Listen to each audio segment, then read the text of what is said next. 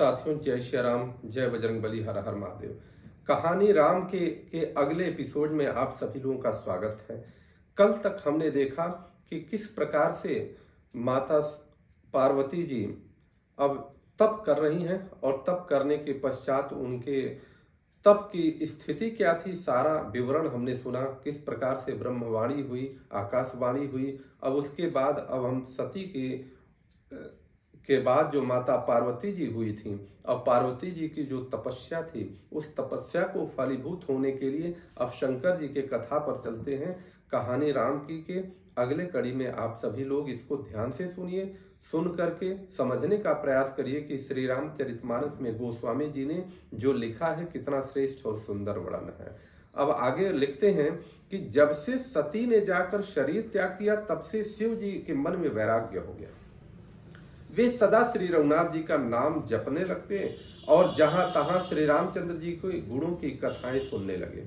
चिदानंद सुख के धाम, मोह मद और काम से रहित शिव जी संपूर्ण लोगों को आनंद देने वाले भगवान श्री हरि को हृदय में धारण कर पृथ्वी पर विचरने लगे। अब शिव जी उस समय पृथ्वी पर विचरण कर रहे हैं जब सती जी ने अपना शरीर त्याग दिया। वे कहीं मुनियों को ज्ञान का उपदेश करते और कहीं श्री रामचंद्र जी के गुणों का वर्णन करते थे।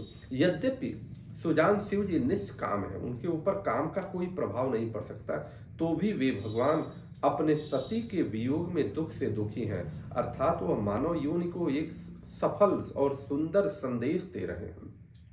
इस प्रकार बहुत समय बीत गया। जब श्री रामचंद्र जी के चरणों में नित नई प्रीति हो रही है, शिव जी के नियम, प्रेम और उनके हृदय में भक्ति की अटल टेक को देखा। कौन देखा? श्री रामचंद्र जी ने देखा कि अब किस प्रकार से शिव जी अब चल रहे हैं। तब कृतज्ञ, कृपालु रूप और शील के भंडार, महान तेज पुंज भगवान उनके सामने प्रकट होते हैं। और भगवान श्री राम प्रकट हुए। उन्होंने बहुत तरह से शिव जी की सराहना किया, उनके भक्ति की सराहना किया, उनके इस प्रकार के जीवन यापन की सराहना किया और कहा कि आपके बिना ऐसा व्रत कौन निभा सकता है। इस प्रकार से केवल और केवल राम की भक्ति करना। श्री रामचंद्र जी ने बहुत प्रकार से शिव जी को समझाया और पार्वती जी का जन्म सुनाया। बता दिया कि पार्वती जी जन्म ले चुकी हैं और सारी बातें बताई। कृपा निधान श्री रामचंद्र जी ने विस्तार पूर्वक पार्वती जी के अत्यंत पवित्र करनी का वर्णन किया। अर्थात जिस प्रकार से पार्वती जी तपस्या के लिए वहां पर आई है, तब की उस सारी बातों का उन्होंने वर्णन कर दिया। फिर हे शिव जी कहते हैं, हे शिव जी, यदि मुझ पर आपका स्नेह है तो आप मेरी विनती सुनिए, मुझे यह मांगे दीजिए। अर्थात मैं आपसे यह मांगता हूं कि आप जाकर पार्वती के साथ विवाह कर लीजिए। शिव जी ने कहा, प्रभु, यद्यपि ऐसा उचित नहीं है, परंतु स्वामी की बात भी मेटी नहीं जा सकती। आप हमारे स्वामी हैं। हे नाथ, मेरा यही परम धर्म है कि मैं आपकी आज्ञा को सिर रख करके उसका पालन करूं। यह कितनी सुंदर नीति है। जो भी स्वामी है, जिसका आप भजन करते हैं, जिसका चिंतन करते हैं, उसके द्वारा बताई गई बातों को बिना प्रश्न चिन्ह लगाए ही पालन करना ही चाहिए। माता, अब उसके बाद वो कह रहे हैं कि माता, पिता, गुरु और स्वामी की बात को बिना ही विचारे शुभ समझकर करना चाहिए। फिर आप तो सब प्रकार मेरे परम हितकारी हैं। हे नाथ, आपकी आज्ञा मेरे सिर पर है। तुम सब भांति परम हितकारी, आज्ञा सिर पर नाथ तुम्हारी। शिव जी की भक्ति, ज्ञान और धर्म से युक्त वचन रचना सुनकर प्रभु रामचंद्र जी संतुष्ट हो गए। प्रभु ने कहा कि हे हर, आपकी प्रतिज्ञा पूरी हो गई। अब हमने जो कहा है उसे हृदय में रखना। इस प्रकार कहकर श्री रामचंद्र जी अंतर ध्यान हो गए। शिव जी ने वही मूर्ति अपने हृदय में रख ली। जिस मूर्ति पर वह आए थे, जिस रूप में आए थे, उसी को हृदय में धारण कर लिया।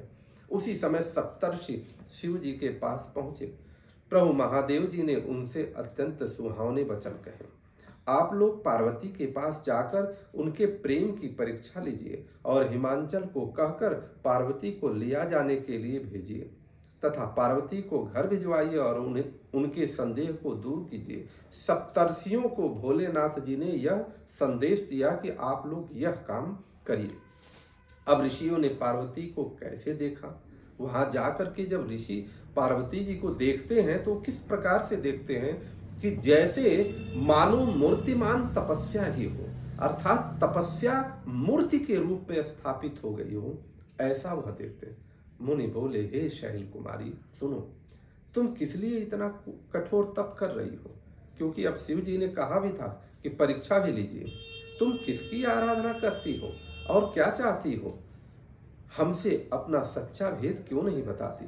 पार्वती ने कहा कि बात कहते मन में बहुत संकोच होता है। आप लोग मेरी मूर्खता सुन करके हंसेंगे और मन ने हठ पकड़ लिया है, यह उपदेश नहीं सुनता और जल पर दीवार उठाना चाहता है, अर्थात पानी पर दीवार उठाना जिस प्रकार से कठिन है उस प्रकार से वह कह रही है कि मन ने इस प्रकार का काम कर लिया है। भोलेनाथ, अब वो कहेंगी जब भोलेनाथ को पाना है तो कितनी बड़ी बात है। नारद जी ने जो कह दिया उसे सत्य जानकर मैं बिना ही पांख के उड़ना चाहती हूँ। नारद जी ने कहा और मैं उसको सत्य मान ली और बिना पांख के उड़ने लगी। अर्थात यह स्पष्ट है कि जब गुरु आपको कोई आदेश देता है, गुरु आपको जब कोई संदेश देता है या कोई आज्ञा देता है तो उसका पालन बिना सोचे विचारे करना ही चाहिए, उसी में आपकी भलाई है। यहाँ नारद जी गुरु के रूप में उनके सामने प्रकट हुए थे। हे मुनियों, आप मेरा ज्ञान तो देखिए कि मैं सदा शिव जी को ही अपना पति बनाना चाहती हूँ। पार्वती जी की बात सुनते ही ऋषि लोग हंस पड़े, व्यंग्यात्मक हंसे। केवल परीक्षा चूंकि लेना था इसलिए वो हंस पड़े और बोले, तुम्हारा शरीर पर्वत से ही तो उत्पन्न हुआ है। भला कहो तो नारद का उपदेश सुनकर आज तक किसका घर बसा है? अब वो उनकी परीक्षा ले रहे हैं कि ये तो बताओ कि नारद का उपदेश जिसको भी दिया गया है उसका किसी का घर बसा है? नहीं बसा। इसका प्रमाण भी देते हैं कि कैसे कि दक्ष प्रजापति के पुत्रों ने जब वो पुत्र होते थे और जा करके उनको नारद जी उपदेश देते थे, वो वैरागी हो जाते थे। इसी प्रकार से नारद जी की बात कहते हैं।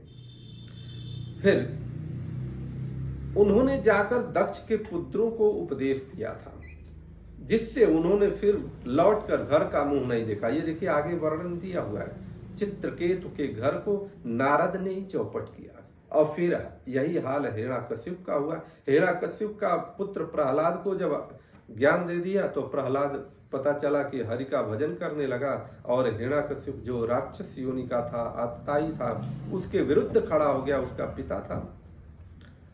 अब कह रहे हैं जो स्त्री पुरुष नारद की सीख सुनते हैं वे घर बार छोड़कर अवश्य ही भिखती हो जाते हैं, भिखारी हो जाते हैं। उनका मन तो कपटी है, शरीर पर सज्जनों के चिन्ह हैं, वे सभी को अपने समान बनाना चाहते हैं। कितनी श्रेष्ठ बात है, कितनी सुंदरता से और कितनी बुद्धिमता से नारद जी के चरित्र का गुणगान भी कर दिया ऋषियों ने और व्यंग्यता के साथ माता पार्वती जी के सामने भी रख दिया कि ये समझ लीजिए कि उनकी बात को बहुत मानने की आवश्यकता नहीं है। उनके वचनों पर विश्वास मानकर तुम ऐसा पति चाहती हो तो स्वभाव से ही उदासीन, गुणहीन, निर्लज्ज, बुरे वेश वाला, नर कपालों के निर्लज्ज, अब यहाँ देखना, नर कपालों की माला पहनने वाला, कुलहीन, बिना घर बार का, नंगा और शरीर पर सांपों को लपेटे हुए, सारा ऐसा तुम पति चाहती हो? ऐसे वर के मिलने से कहो तुम्हें क्या सुख मिलेगा? तुम उस ठग नारद के बहकावे में आकर खूब भूली। अपने पंचों के कहने से शिव जी सती से विवाह किया था, परंतु फिर उसे त्याग कर मरवा डाला। कितनी बड़ी बात है, पंचों के कहने से सती से विवाह हुआ और फिर वह मरवा डाला शिव जी ने। अब यह अपनी बात कह रहे हैं। अब शिव को कोई चिंता नहीं रही, भीख मांग कर खा लेते हैं और सुख से सोते हैं। ऐसी स्वभाव से ही अकेले रहने वाले के घर भी भला क्या कभी स्त्रियां टिक सकती हैं? कितनी बड़ी बात है। ये ऋषियों ने कितनी घोर परीक्षा लेना चाहा माता का, लेकिन माता जगत जननी है, उनकी परीक्षा कौन ले सकता है? कोई नहीं ले पाएगा। अब भी हमारा कहा मानो, हमने तुम्हारे लिए अच्छा वर विचारा है। वह बहुत ही सुंदर, पवित्र, सुखदायक और सुशील है, जिसका यश और लीला वेद गाते हैं। वह दोषों से रहित, सारे सद्गुणों की राशि, लक्ष्मी का स्वामी और वैकुंठपुरी का रहने वाला है। हम ऐसे वर को लाकर तुमसे मिला देंगे। यह सुनते ही पार्वती जी हंस करके बोली, कहती हैं, आपने यह सत्य ही कहा है कि मेरा यह शरीर पर्वत से उत्पन्न हुआ। देखिए, प्रश्न जहां से उन्होंने उठाया था, अब सारे का उत्तर वो दे रही है। ऐसा नहीं है कि वो सीधे कहीं बात के सब का उत्तर दे रही है। कह रही है कि पर्वत से ही उत्पन्न हुआ है, इसलिए हट नहीं छूटेगा। पहली बात, शरीर भले ही छूट जाए, सोना भी पत्थर से भी उत्पन्न होता है, सो वह जलाए जाने पर भी अपने स्वभाव को नहीं छोड़ता। वो कह रही है, कितना गूढ़ संदेश है इस शास्त्र में। अतः मैं नारद जी के वचनों को नहीं छोड़ूंगी, यह भी कह रही हैं। नारद जी पर दूसरे प्रश्न का उत्तर उन्होंने दे दिया, चाहे घर बसे या उजड़े, माने बसे या उजड़े, लेकिन गुरु की आज्ञा का पालन मैं छोड़ नहीं सकती। उन्होंने आज्ञा दिया है, उन्होंने उपदेश दिया है, मैं इस उपदेश को हृदय में धारण करके और चलती रहूंगी। इससे मैं नहीं डरती कि घर बसेगा कि उजड़ेगा। जिसको गुरु के वचनों में विश्वास नहीं है, उसकी सुख और सिद्धि स्वप्न में भी सुगम नहीं है। अर्थात यहाँ पर संदेश है कि गुरु जो भी बना लिया उसके वचनों में विश्वास करिए, क्योंकि गुरु को अगर शरीर रूप में देखेंगे तो फिर आपका कल्याण नहीं होगा। वचन रूप में देखिए। माना कि महादेव अवगुणों के भवन हैं और विष्णु समस्त सद्गुणों के धाम हैं, पर जिसका मन जिसमें रम गया उसी को तो उसी से काम है। कह रहे हैं, जे ही कर मन मऊ रम जाहि सन ते ते ही सन काम। ये कह रहे हैं, हे मुनीश्वरों, यदि आप पहले मिलते तो मैं आपका उपदेश सिर माथे पर रख कर सुनती। अर्थात नारद जी के मिलने के पूर्व अगर आप मिलते तो मैं सुनती, परंतु अब तो मैं अपना जन्म शिव जी के लिए हार चुकी हूँ, फिर गुण दोषों का विचार कौन करे।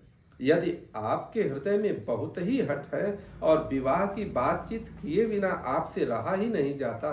देखिए, अब वो माता जी अब उल्टा व्यंग करना शुरू कर दी। कुछ लोग होते हैं जिनको विवाह की बात, विवाह ठीक कराना हो या विवाह काटना हो, उसमें वो अपना रमे रहते हैं। उसी प्रकार से वो कह रही हैं कि अगर विवाह की बात किए बिना रहा नहीं जाता तो फिर कह रहा है कि इस संसार में बहुत सारे वर कन्या है, जाइए वहां पर बातचीत कीजिए। खिलवाड़ करने को आलस्य तो होता नहीं, पर इस प्रकार से मेरा तो करोड़ जन्मों तक यही हट रहेगा कि या तो मैं शिव जी को वरूंगी और नहीं तो कुमारी ही रहूंगी। स्वयं शिव जी 100 बार कहें तो भी नारद जी के उपदेश को न छोड़ूंगी। देखिए, जिसको पाना है अगर वही कह देता है तो भी वह गुरु के उपदेश को नहीं छोड़ना चाहते। यह संदेश है कि गुरु का उपदेश सर्वोपरि है। जगत जननी पार्वती जी ने फिर कहा कि मैं आपके पैरों पर पड़ती हूँ, आप अपने घर जाइए, बहुत देर हो गई है। शिव जी में पार्वती का ऐसा प्रेम देखकर ज्ञानी मुनि बोले, हे जगत जननी, हे भवानी, आपकी जय हो। आप माया हैं और शिव जी भगवान हैं, आप दोनों समस्त जगत के माता पिता हैं। यह कहकर मुनि जी पार्वती जी के चरणों में सिर नवाकर चल दिए और उनके शरीर बार बार पुलकित हो रहे थे। इस प्रकार से पार्वती जी की परीक्षा हुई और मुनि वहां से चले। आगे अगले दिन पूरा श्री रामचरितमानस को प्रयास किया जाएगा प्रभु की कृपा से, जब तक हो पाए। कहानी राम की में जीवन का एक मूल उद्देश्य बना करके कि जितना ज्यादा से ज्यादा समय प्रभु के शरण में हो। ठीक है, हम लौकिक जीवन को जीने के लिए, इस शरीर के जीवन यापन के लिए या समाज में कुछ दर्शन के लिए, समाज में दिखाने के लिए कुछ जरूर करते हैं, परंतु यह भी निश्चित है कि सब कुछ केवल और केवल प्रभु के शरण है। हे प्रभु, कल्याण करें, हमारा भी कल्याण करें, सबका कल्याण